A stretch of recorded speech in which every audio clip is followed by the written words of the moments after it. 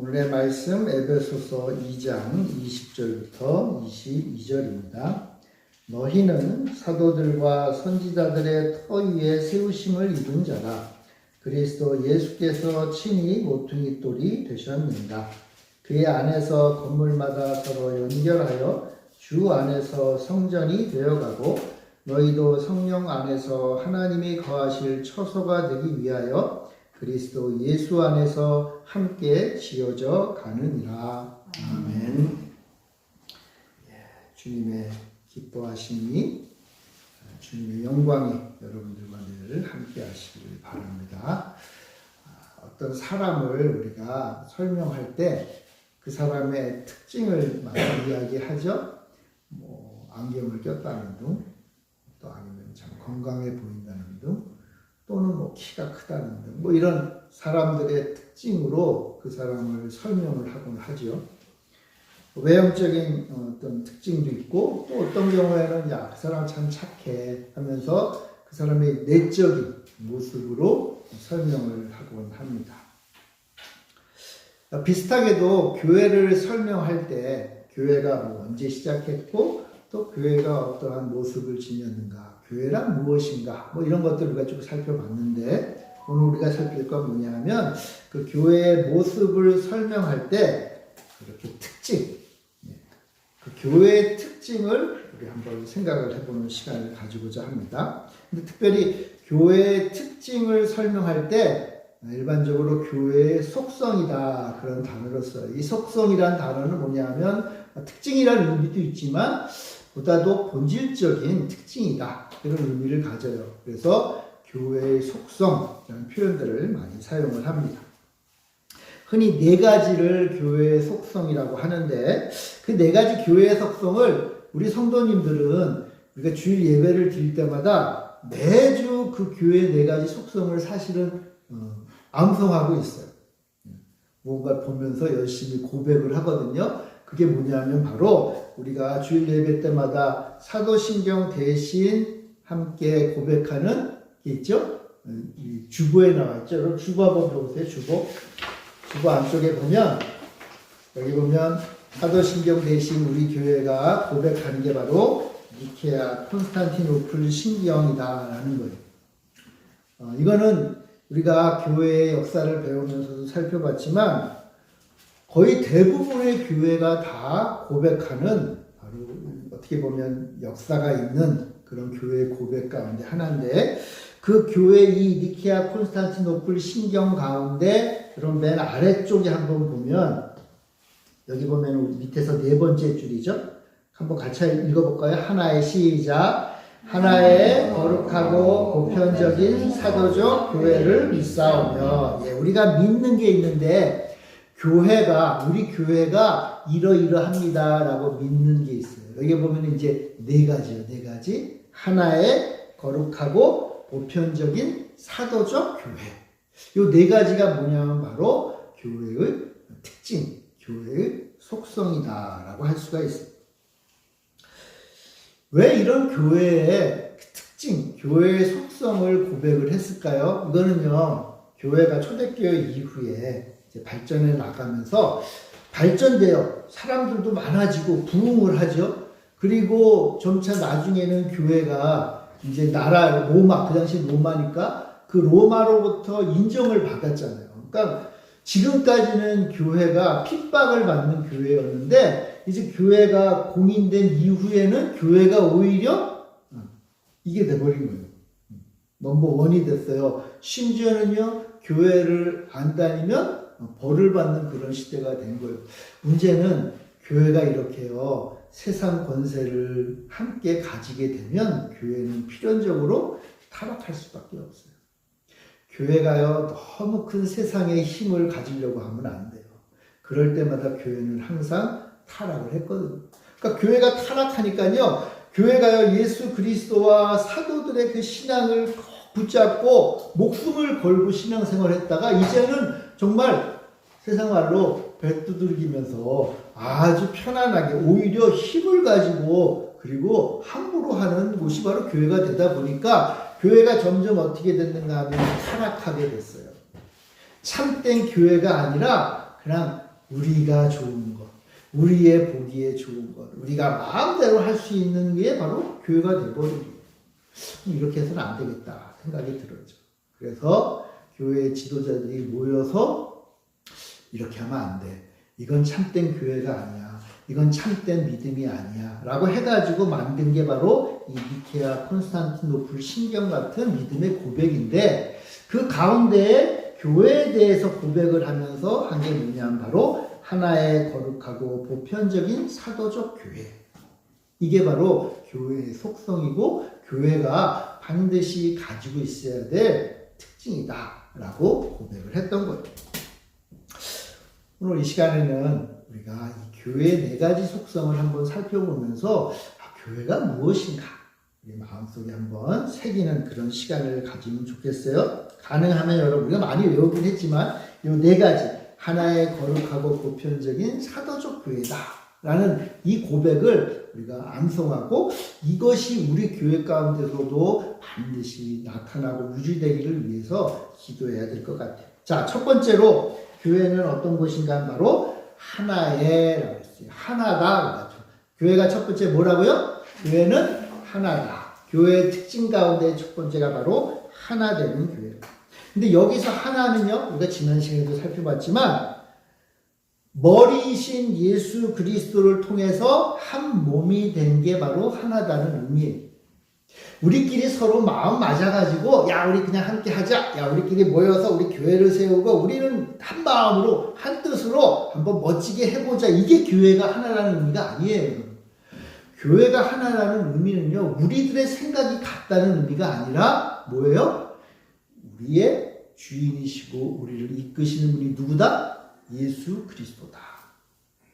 예수 그리스도를 머리로 둔 한 몸이다. 우리는 사실 다 달라요, 여러분. 교회 안에 있는 성도들이 어떻게 다 똑같겠어요? 목사와 장로가 같을 수가 없어요. 장로님과 권사님들이 한 마음이 되기가 쉽지 않아요. 여러분, 집사님들끼리 마음이 하나가 된다고요? 절반은 거짓말이야. 어떻게 하나가 돼요? 마음이 같을 수가 없어요. 우리는 서로 다른 것을 인정해야 돼요. 다 달라요. 아니, 남편과 아내도 다른데 같이 임직을 받은 장로님들도 생각이 다 다르잖아요. 여러분, 그게 나쁜 게 아니라 하나님이 원래 우리를 그렇게 다르게 만들어 놓으셨어요. 다르게 만들었으니까 어떤 사람은 왼팔로 쓰고 어떤 사람은 오른팔로 쓰고 어떤 사람은 심장으로 쓰고 어떤 사람은 손가락으로 쓰는 거예요. 다르니까. 아니, 몽땅 다 똑같으면 어떻게 다 다르겠어요? 다 달라요, 여러분. 저와 여러분들이 달라야 돼요. 교회는요, 이렇게 다른 지체들이 모인 곳이에요. 그런데 하나가 어떻게 하나가 되지? 예수 그리스도를 머리로 해서 한 몸이 됐다. 몸이 됐다.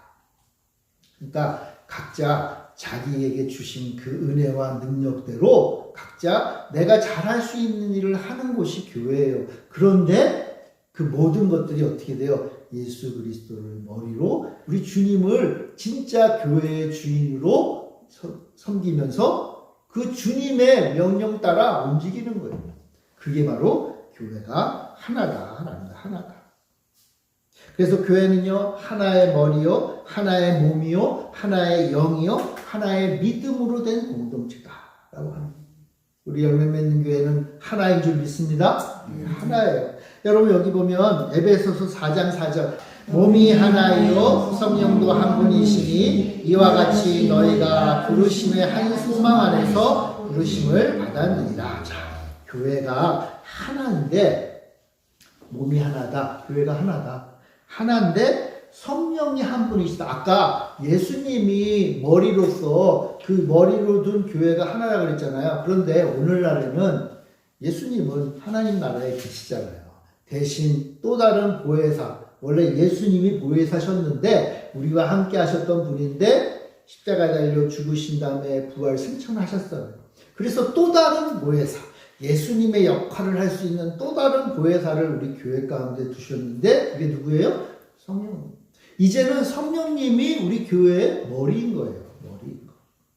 뭐 요즘도 그런 생각을 많이 하잖아요. 머리 안에 있는 이 뇌가 생각을 지배한다 그러잖아요. 맞아요.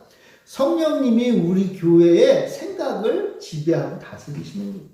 그러니까 우리 교회가 어떻게 해야지, 우리 교회가 어떤 일을 해야지, 우리 교회가 어떻게 나가야 되지, 이게 다 생각하는 거잖아요. 그죠? 근데 그 생각하는 것, 우리 교회가 가야 될 것들을 우리가 함께 모여서 생각할 때 누구의 다스림을 받아야 해요? 우리 교회의 머리이신 성령님의 생각을 따라가는 거예요. 따라가는 거예요. 그래서 늘 성령님께 물어보는 거예요. 주님이신 예수 그리스도의 영이신 성령님, 우리가 어떻게 하면 될까요? 우리가 어떤 길로 가야 될까요? 그래서 누구한테 물어요? 성령님한테 묻는 거예요. 그런 의미에서 우리 교회가 하나예요. 교회에 어떤 분은, 목사님은 뭐 성령님한테 묻는데, 장로님은 세상의 지혜자한테 묻는다. 어떤 분은 돈 많은 사람한테 묻고, 어떤 사람은 젊은 사람한테 묻고, 어떤 사람은 나이 많은 사람에게 묻고, 이건 뭐예요? 이건 한 몸일 수 없다. 다 누구에게 물어야 돼요? 성령님께 물어야 돼요. 성령님. 그게 교회가 하나 된다. 하나 된다. 그러니까 우리 교회는 지금 뭐 아무 문제도 없어요. 정말 행복하고 즐겁고 복된 교회예요. 그런데 교회가 성장하고 발전하고 우리의 사명을 감당해 갈 때 생각을 해야 될 부분이 있을 거예요. 함께 고민해야 될 부분이 있을 거예요. 그럴 때 어떻게 하라는 거예요? 다 우리 교회 모든 성도들이 다 누구에게 묻는 거예요? 성령님께 물어요. 성령님께 묻기 위해서 어떻게 해야 돼요? 함께 모여서 기도해야죠. 함께 모여서 성령님께 우리의 나아갈 바를 놓고 기도하는 거예요. 우리 교회에 어려운 문제가 있어요. 뭐 예를 들면 왼쪽 팔이 아파. 왼쪽 팔이 아파요. 성도님 한 분이 힘들어해요. 큰 병이 걸렸어요. 그럼 어떻게 해야 돼요? 모든 지체들, 남은 지체들이 다 모여서 성령님께 기도하는 거예요. 어떻게 하면 좋을까요? 이 아픈 왼팔을 어떻게 하면 좋을까요? 하나님 치료해 주세요. 하나님 힘을 주세요. 하나님 도와주세요.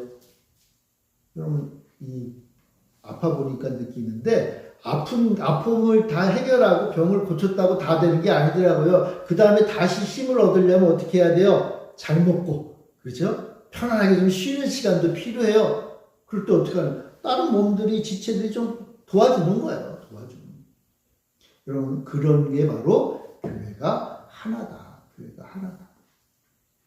교회는요, 이런 의미에서 성령과 함께하는 영적인 일체성을 가진 게 바로 교회예요. 겉보기에는 다 달라요. 생각도 다르고 생김새도 다르고 각자 처한 사회적인 그런 위치들이 다 달라요. 그런데 영적으로 보니까 성령님의 인도하심을 받네. 그게 교회다. 그게 교회다.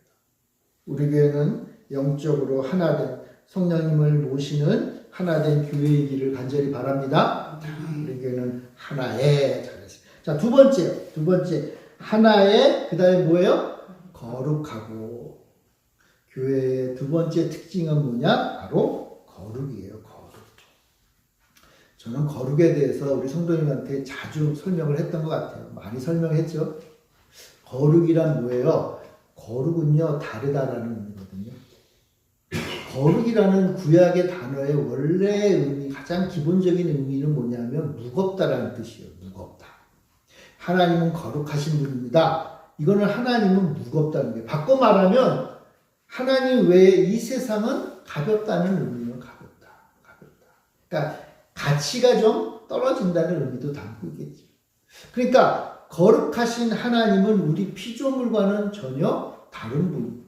그래서요, 거룩한 분은 오직 하나님 한 분이고, 하나님 만드신 이 세상, 우리 모두는 다 뭐예요? 거룩하지 않은 거예요. 그걸 이제 속되다라고 표현하는 것이죠. 그러니까 이 세상은요, 거룩하신 하나님이 만든 거룩하지 않은 세상이, 우리는 원래부터 다 거룩하지 않은 거예요. 이게요, 뭐 더럽고 깨끗하고 의미는 그 다음 문제고, 우리는 그냥 거룩하지 않은 거예요. 그냥 하나님 만드신 속된 것이. 그런데 우리 피조물의 한계인 이 그냥 속된 것이 놀랍게도 거룩을 못 입게 돼요. 거룩을 못 입게. 왜요? 하나님과 함께 하려고.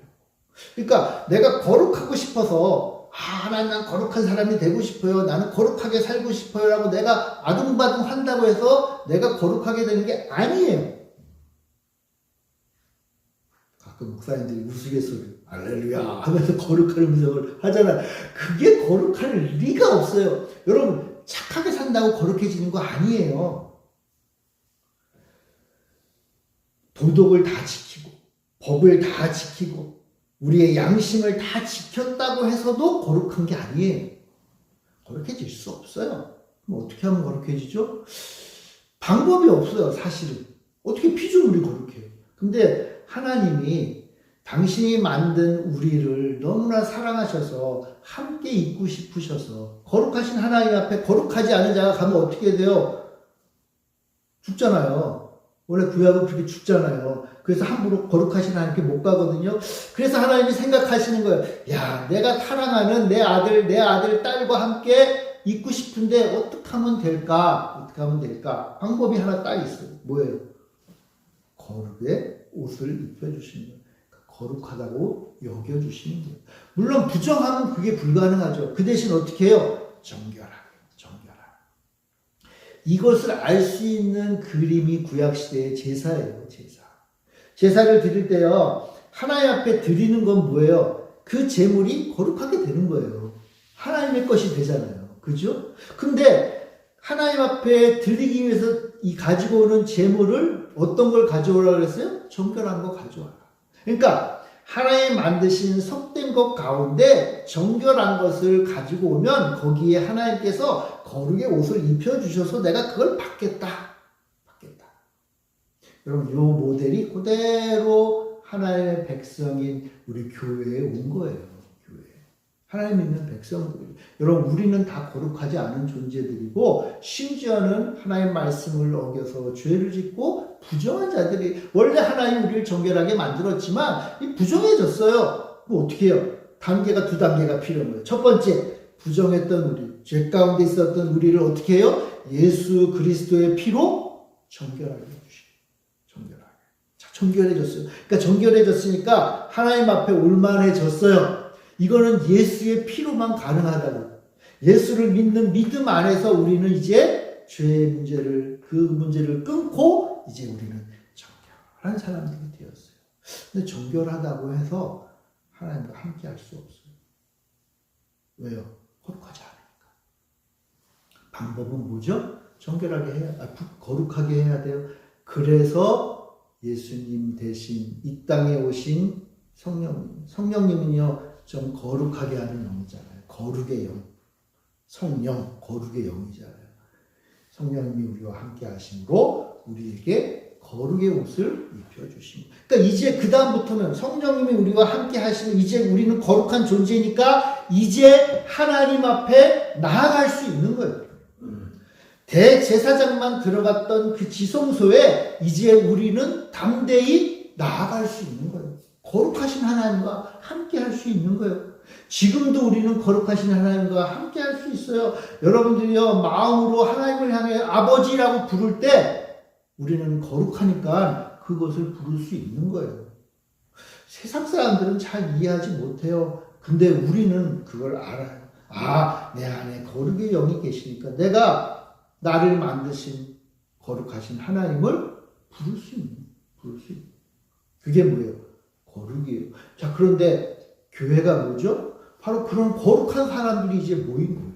그러니까 교회는 어떤 곳이에요? 거룩한 곳이에요. 교회는 어떤 곳이에요? 성령님이 함께 하신 곳이고요. 교회는 어떤 곳인가 하면 하나님 앞에 담대히 1대1로 나가서 하나님 앞에 기도하고 하나님 앞에 아뢰고 하나님 나 좀 도와주세요. 하나님 나와 함께 해주세요. 하나님 나의 이 인생의 과정 가운데 힘을 주세요라고 담대히 이야기할 수 있는 거룩한 사람들이 됩니다. 거룩한 사람들. 교회란 뭐다?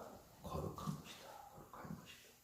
그래서 오늘 말씀에 에베소서 2장 21절부터 22절에 이런 말이 있잖아요. 그의 안에서 건물 받아 서로 연결하여 주 안에서 성전이 되어가고 너희도 성령 안에서 하나님이 거하실 처소가 되기 위하여 예수 안에서 함께 지어져 간다.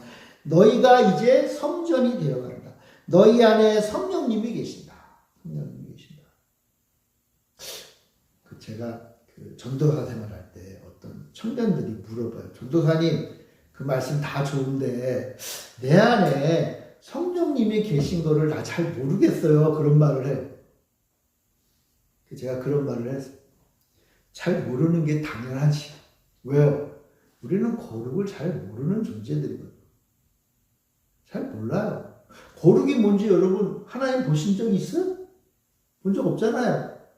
거룩한 것이 뭔지를 본 적이 있어요? 본 적이 없어요. 왜냐하면 우리가 눈으로 보고 우리가 손으로 만지고 우리가 이 몸으로 느낄 수 있는 것은 다 뭐예요? 거룩하지 않은 거예요.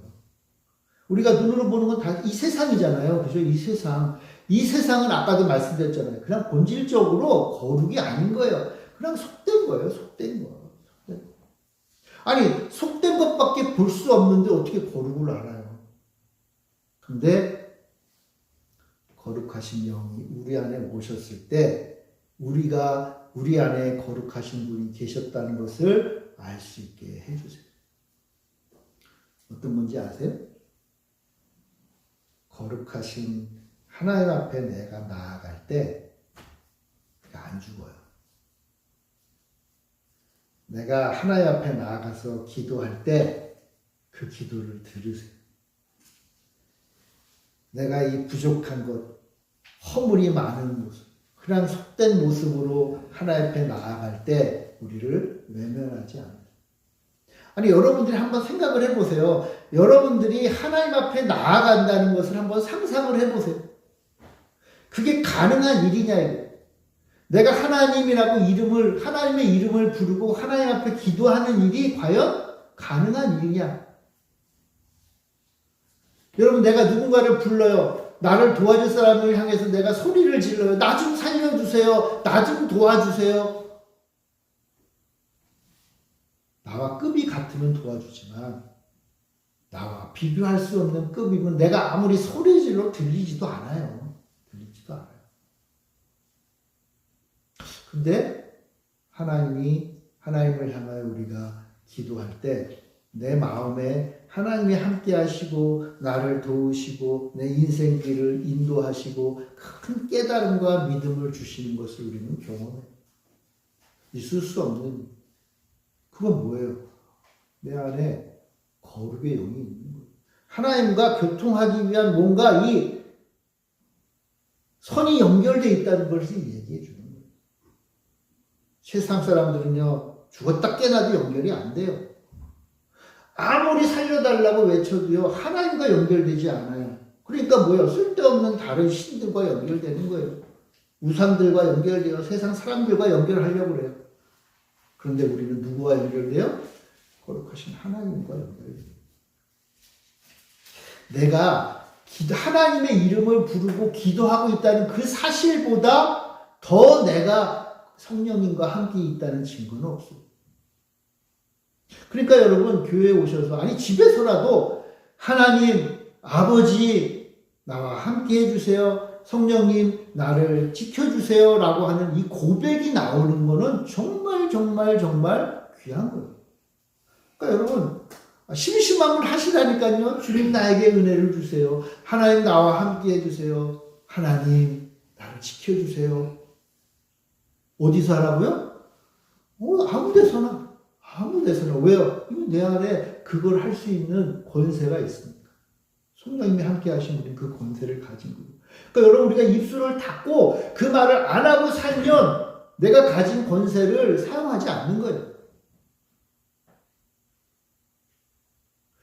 길 가다가 중얼중얼 하는 사람들이 뭐라고 하잖아요. 그죠? 그렇게 하긴 그러니까 집에서 혼자 있을 때 저는 화장실에서도 가끔 해요. 아무도 없잖아요. 항상 화장실은. 그렇잖아요. 거기서 나를 사랑하시는 하나님 부르는 거예요.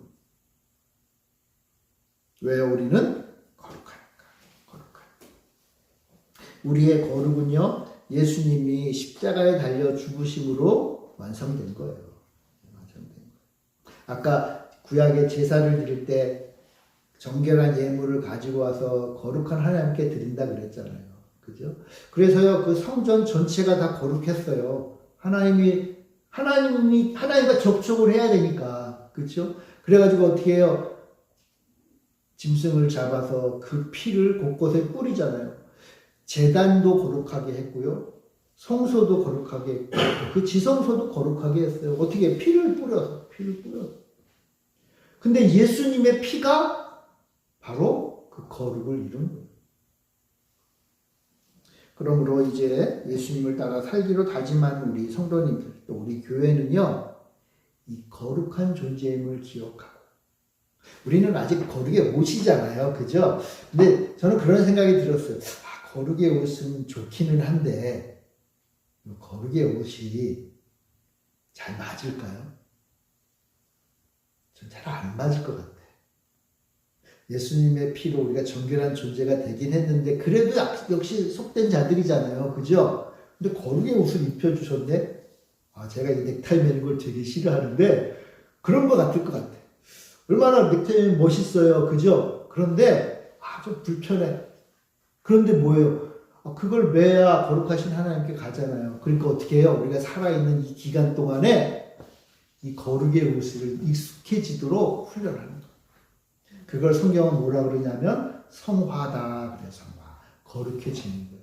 거룩의 옷을 입는 순간 거룩하지만 좀 불편하잖아요. 그죠? 근데 그게 하나님 나라에 갔을 때는 우리가 영원히 입어야 될 옷이에요. 영원하신 거룩하신 하나님과 함께 하려면 우리도 영원히 거룩해야 되잖아요. 그러니까 그게 익숙해져야 돼. 그러니까 어떻게 해야 돼요? 자꾸 계속 입어보는 거예요. 성령님을 통해서 이 거룩의 삶을 우리가 살아보는 거예요. 그게 뭐예요? 성화다. 그러니까 교회가 해야 될 일 중에 굉장히 중요한 거, 교회 성도들의 각 개인이 이 땅에서 마지막 삶의 순간까지 해야 될 가장 중요한 일이 뭘까? 그럼 정결하게 사는 게 아닙니다. 정결하게 사는 건 이미 예수님의 피로 다 정결해졌잖아요. 또 죄의 문제가 우리를 괴롭히지 못해요. 대신 뭐예요? 이제 우리는 정결해졌고 그 정결한 자에게 주신 이 거룩의 옷을 입어보며 사는 거예요. 하나님과 함께하는 삶을 사는 거예요, 여러분. 하나님과 함께. 도덕적으로 법 잘 지키고 깨끗하게 살고 바르게 사는 이게 문제가 아니라 그건 이미 예수님을 통해서 다 해결된 거예요. 대신 뭐예요? 이제 거룩의 옷을 입는 거예요. 근데 거룩의 옷은 정결한 자가 입는 거잖아요. 그죠? 근데 당연히 부정으로부터 떠나려고 노력을 해야겠지만 그저 죄를 이제 짓지 말아야지 차원이 아니라 이제 뭐예요? 거룩의 옷. 아직은 좀 안 맞지만 이 거룩의 옷에 합당한 삶을 살려고 애를 쓰는 거. 이게 뭐예요? 바로 성도의 삶이에요. 성도의 삶. 그래서 성도잖아요. 성도. 거룩함을 따르는 자들. 거룩함을 따르는 자들. 우리 교회는 거룩합니다. 여러분들 다 거룩해요. 거룩의 옷을 다 입으셨어요. 멋져요. 아주 멋진 옷들을 다 입으셨어요. 좀 불편하긴 하지만, 그죠? 그렇지만 그것이 익숙해지도록 우리는 삶을 살아가는 교회는 그렇게 거룩한 것입니다. 거룩한 것. 자, 그리고 세 번째 한번 보죠. 하나의 거룩하고 세 번째가 뭐라고요? 보편적인. 보편이란 말을 우리가 오후에 교회 역사를 배우면서 좀 많이 들어봤죠? 보편. 이건 카톨릭이라는 말인데 이 말은요, 전체라는 의미예요. 그러니까 교회는 뭐다? 전체다.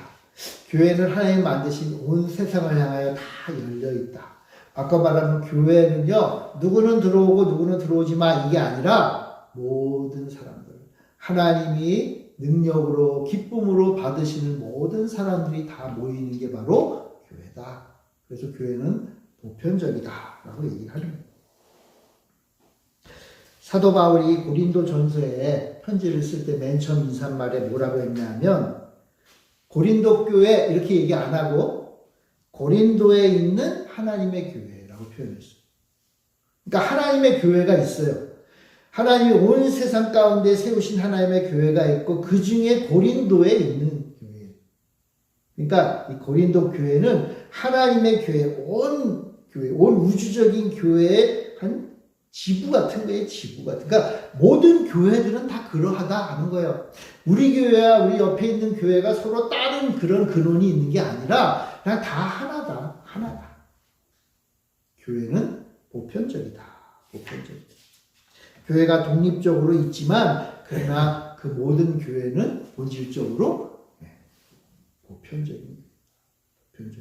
아까 처음에 말했던 하나다라는 말과 일맥상통하는 것. 교회는요, 하나님의 부르심을 받은 자들의 모임이에요. 이 교회 보편성을 잘 말해주는 게 뭐냐면 갈라디아서 3장 27절 28절인데 같이 한번 읽어봅시다. 시작. 누구든지 그리스도와 합하기 위하여 세례를 받은 자는 그리스도로 옷 입었느니라. 너희는 유대인이나 헬라인이나 종이나 자유인이나 남자나 여자나 다 그리스도 예수 안에서 하나이니라. 어떤 상황 속에서도 교회는 열려있고 민족과 인종과 계급과 신분에 묶여있지 않아요.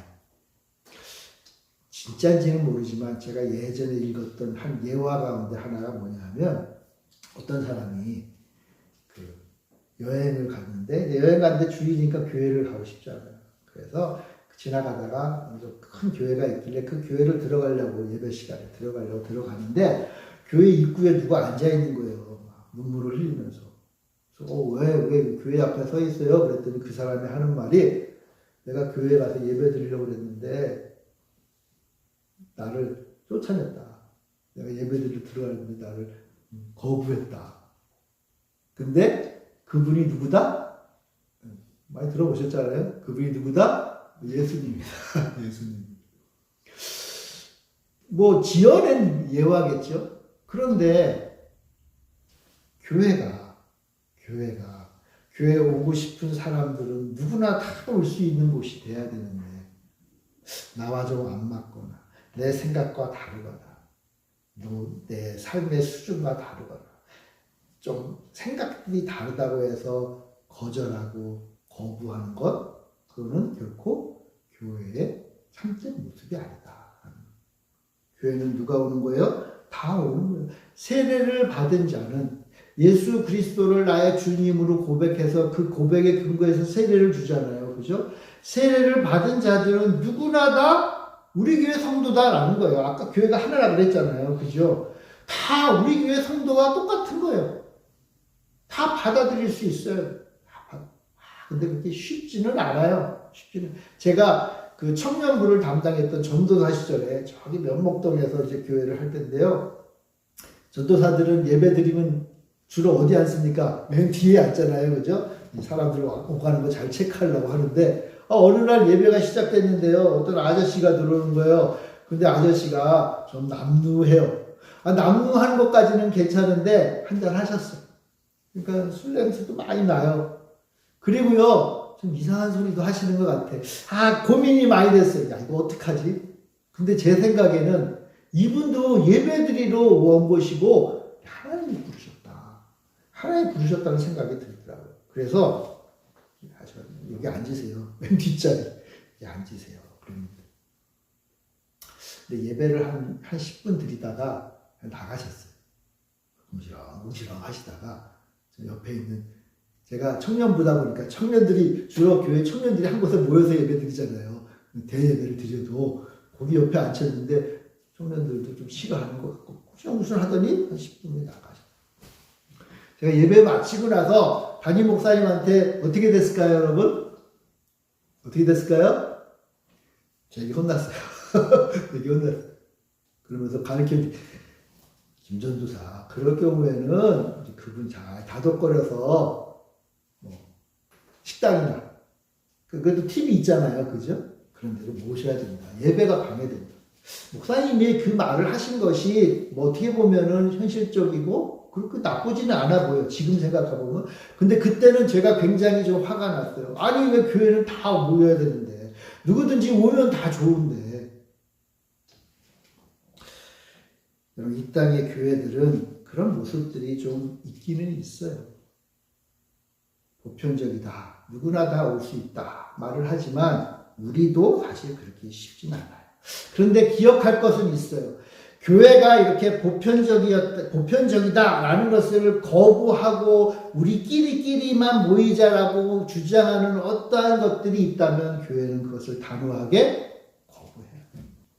교회는 주님이 세상을 품으셨잖아요. 그죠? 세상 모든 걸 다 품으셨어요. 심지어는 죄인도 우리 주님은 품으셨잖아요. 그러니까 주님이 온 세상을 품으셨기 때문에 교회도 세상을 품어야 돼요. 이것이 참된 교회의 세 번째 특징이라고 할 수 있습니다. 자, 마지막으로 한번 보겠습니다. 하나의 거룩하고 보편적인 네 번째가 뭐예요? 사도적 교회다. 이 사도적 교회다라는 말은요, 교회가 사도로부터 이어져 왔다는 거예요. 물론 예수님이 시작이죠. 예수님의 제자들이 사도고 이제 사도들의 제자들이 이제 교회가 된 거예요. 이게 바로 교회는 사도적이다라는 말이에요. 사도는 어떤 사람들입니까? 예수님의 제자로 주님의 고난과 그리고 죽음과 부활을 목격한 사람들, 증인이죠, 증인. 그리고 그들이 전한 예수님에 대한 것들이 고백이, 증언이 바로 성경이고, 그리고 그것이 바로 우리가 믿는 교리가 되는 거예요. 그러니까 사도들이 없었으면요, 여러분, 교회가 있을 수 없는 거예요. 그러니까 사도가 생명을 걸고 자신들이 경험한 것들을 그대로 전했기에 교회가 이어져 오게 된 것이고, 그것이 바로 성경이 됐고, 오늘 우리 교회가 고백하는 이 니케아, 콘스탄티노플 신경 같은 것들이 바로 그 사도들의 전한 것에 따라 오게 된 거예요. 그러니까 교회는 사도를 따라가는 거예요. 사도를. 교회 역사 가운데 이 사도를 따라간 말씀과 고백이 쭉 이어져야지 중간에 뭐가 툭 들어오면 안 된다는 거예요. 쉽게 말하면. 사도가 정해준 것, 사도가 가르친 것, 사도가 우리에게 고백한 것들이 계속 우리의 고백이 돼야 되지, 중간중간에 소위 말하면, 내가 하나님으로부터 계시를 받았어, 내가 하나님으로부터 뭔가 좀 더 위대한 것을 받았어 라고 주장하면 그건 다 뭐다? 그건 교회의 모습이 아니다. 교회의 특징이 아니다 라고 하는 거예요. 교회가 예수님부터 시작했고 이제 사도를 통해서 우리에게 이어져 오는 것. 그래서요, 에베소서 2장 20절 같이 한번 읽어봅시다. 시작. 너희는 사도들과 선지자들의 터 위에 세우심을 입은 자라. 그리스도 예수께서 친히 모퉁이 돌이 되셨느니라. 자, 너희는 사도들과 선지자들의 터 위에 세우심을 받았다. 그러니까요, 교회는요, 사도를 따라 사도의 가르침과 지시를 지키고 그들의 제자가 되어 가는 게 바로 교회다. 그게 약간 좀 여러분 오해하지 마셔야 될 게, 교회는요, 예수님의 제자라기보다 누구의 제자예요? 사실은 사도의 제자예요. 사도의 제자. 근데 사도는 누구의 제자예요? 예수님의 제자죠. 예수님. 그러니까 예수님을 목숨 걸고 따랐던 사도들, 그리고 이제 그 사도의 뒤를 따라서 예수를 섬기며 사는 사람들이 바로 누구다? 교회다.